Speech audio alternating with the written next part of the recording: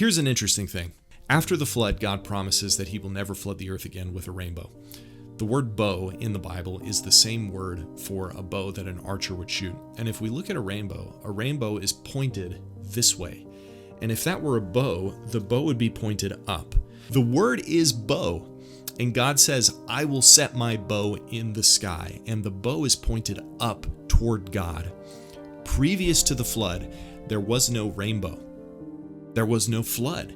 And so God's wrath all at once was poured out down on us. And all the sin was wiped away from the world.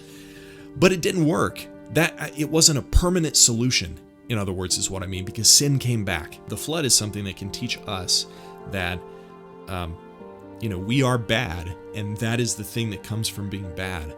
But the thing that saves us now is not God wiping us out, but it is God instead pointing his wrath back up towards himself. And later we see that God's wrath was poured out, not on us, but on Jesus on the cross. So that's another pointing toward Jesus.